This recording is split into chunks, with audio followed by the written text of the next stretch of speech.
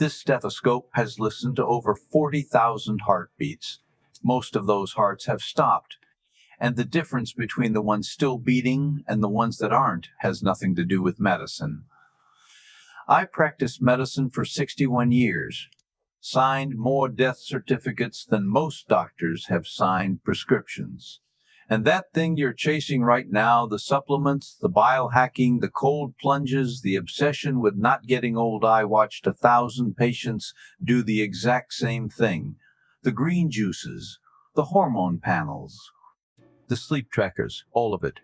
And the ones who tried the hardest to cheat aging died the fastest. My name is Dr. Raymond Hollis, 93 years old, board-certified internist and geriatrician.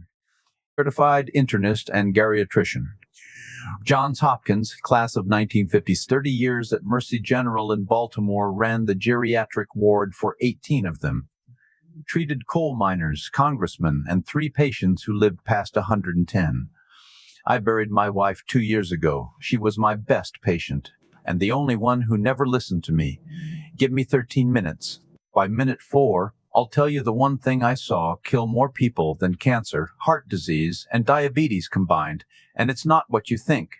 By minute 8, I'll tell you what I learned from 3 patients who made it past 100 and why it has nothing to do with diet. And by the end, I'll tell you the lie I told myself for 40 years that almost killed me the same way it killed my worst patients. I became a doctor because I watched my father die slowly. He was a carpenter in Scranton, Pennsylvania, strong man, thick hands, could build a porch by himself in 2 days.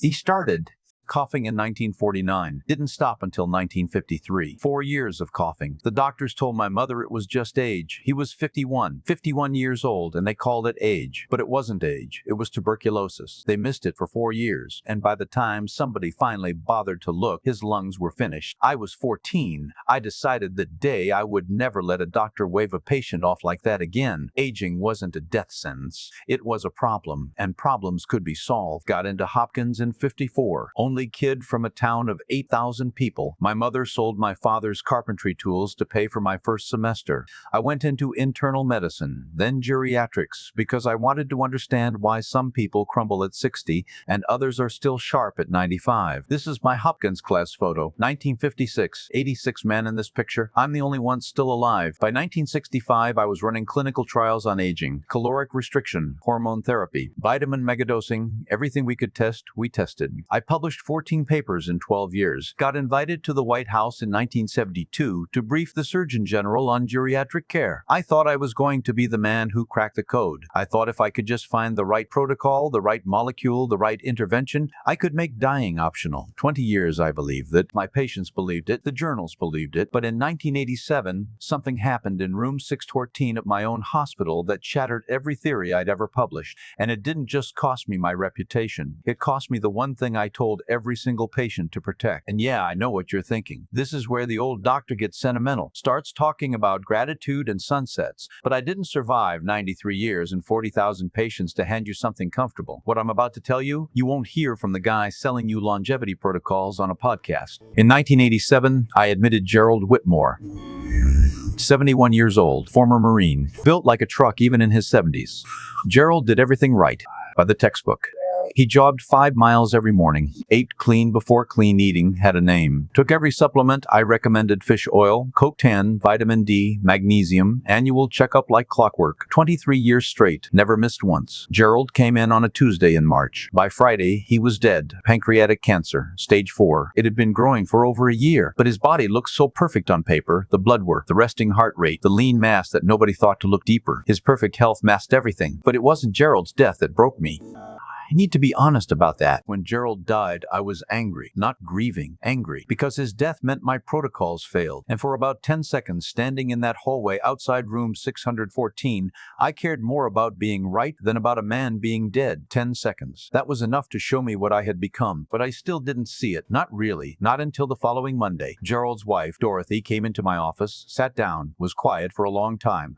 Then she said something I have heard every single night since. Doctor, he spent 30 years trying trying not to die, and in all that time he never once tried to live, never took me dancing, never ate the cake at his own grandchild's birthday, skipped his daughter's wedding rehearsal for a morning run. He was so afraid of dying that he was already dead, and I was married to a ghost. I drove home that night. My wife, Eleanor, was sitting in the kitchen, alone. I hadn't eaten dinner with her in, I don't know, weeks, maybe longer. I was at the hospital until 9-10 p.m. every night. Had been for years. I was studying aging. I was fighting aging. I was publishing about aging. And I was aging right past my own wife, right past my 2 sons, right past every dinner, every birthday, every ordinary Tuesday night I was never going to get back. My youngest, David, was 16 at the time. He told his mother, not me, his mother, Dad cares more about keeping strangers alive than being alive for us. No, that's not right. He didn't just say it. He believed it, and he was right. That's the part that still hasn't healed.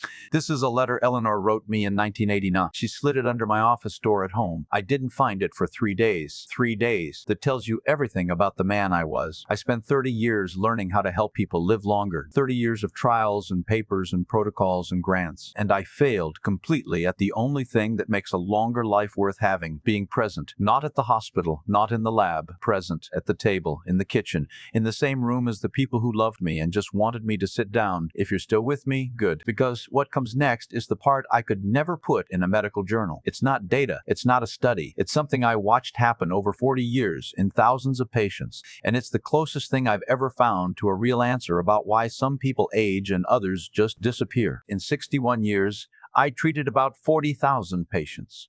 Somewhere around year 30, I noticed something no blood test could explain. 2 types of people came through my door. I called them the controllers and the surrenderers. They aged in completely different ways.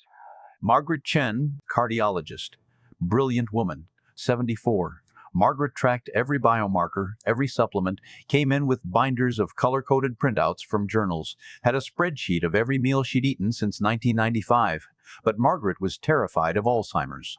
Her mother had it, so she did every brain exercise, every protocol, every trial. She became so consumed by the fear of losing her mind that she lost everything else.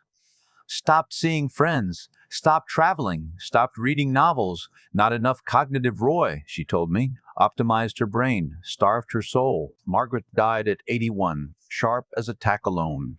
Then there was Arthur Brannigan, retired postal worker, came in at 70 with type 2 diabetes, a bad knee, high blood pressure, and a bag of peppermint candies in his coat pocket. Offered me one every visit, every single one. Arthur did not follow my protocols. He ate pasta on Sundays with his daughter, walked his neighborhood not because I told him to, but because he liked saying hello to people, went to Mass every morning, not for religion. He told me once, "Doc, I go because the pew is warm and Mrs. Callahan saves me a seat, and that's enough." Arthur died at 97, in his sleep, in his daughter's house, after ice cream and Jeopardy. Last time I saw him, I asked his secret. This postal worker, no degrees, no spreadsheets, no protocols, looked at me and said, "Doc, I stopped trying to add years to my life. I just added life to my years." Same city, same doctor, same decades. One optimized everything and died alone. One just lived and died surrounded. That's it. And I know how this sounds. Like the old doctor is about to tell you to eat dinner with your family and be grateful. But that's not what I'm saying. What I'm saying is something 61 years of medicine taught me that medical school never did. We treat the body like a machine. Oil the joints, while fuel the engine, replace the parts. But a machine doesn't need purpose. A machine doesn't die of loneliness. A machine doesn't heal faster when someone holds its hand. I kept records off the books, 30 years, 1975 to 2005, asked every patient over 71 questions per visit. Who did you see this week that you love? Not cholesterol, not exercise, not sleep. Just that. This is that notebook. No journal would publish it, but I trust it more than anything I ever wrote. Patients who could always answer that question lived 12 years longer than those who couldn't. 12 years. Not from a drug. Not from a diet. From a dining room table with people sitting around it. I need to tell you something I've never said publicly. I knew by 1983, 4 years before Gerald died in room 6114, I already had enough data in that notebook to see the pattern. Connection was the variable. Loneliness was the killer. But I didn't change a single thing about my own life. Because if the notebook was right, then my entire career, 14 papers, the White House briefing, the ward I built from nothing was built on the wrong question, and I chose the career. 4 more years. 4 more years of missing dinners with Eleanor. 4 more years of David growing up without me at the table. 4 more years of being right in the lab and wrong in the kitchen. No, let me say it plainly. It wasn't stubbornness, it was cowardice. I was terrified that if the answer was this simple, just show up, just sit down, just love somebody, then I had wasted 30 years of my life. And I was not ready to carry that. The body follows the heart, and the heart follows whoever it loves. One sentence. 61 years to learn it. I finally heard it at 62. Came home. Eleanor in the kitchen. Put my briefcase down, sat across from her. For the first time in maybe 20 years, I asked, not as a doctor, not as a researcher, how are you? Really? You? She cried, then laughed, then said, it's about damn time, doctor. 29 more years after that night. Best 29 years of my life. One more thing, then I'll let you go. I'm 93. I've outlived my patients. I've outlived Eleanor. I've outlived my own predictions. And I still don't have it figured out. Still eat alone some nights and forget to call David. Still catch myself reading a journal at 11 p.m. like it matters more than a phone call. I'm not the wise old doctor with all the answers. I'm the cautionary tale who got lucky enough to wake up at 62 instead of never. The title, the test results, the body fat percentage, the retirement fund, the clean scan, I chased every single one. War Margaret was fighting. Same war Gerald died in. And the answer was never in the lab. He was in the kitchen. 10 feet away, waiting for me to sit down. Last night, I held this stethoscope. Eleanor used to say I listened to every heart in Baltimore except hers. 40,000 heartbeats through this thing, and the one that mattered most was in the next room, waiting. You are not a body trying to last. You are a soul trying to matter. And you already do. One question. Answer it honestly in the comments. Not for me, for you. Who have you been too busy to see? Say their name. Then go see them. Subscribe if this mattered. Subscribe. Next week, a 96-year-old retired judge talks about justice, forgiveness, and the one verdict that still keeps her up at night. That's the whole prescription.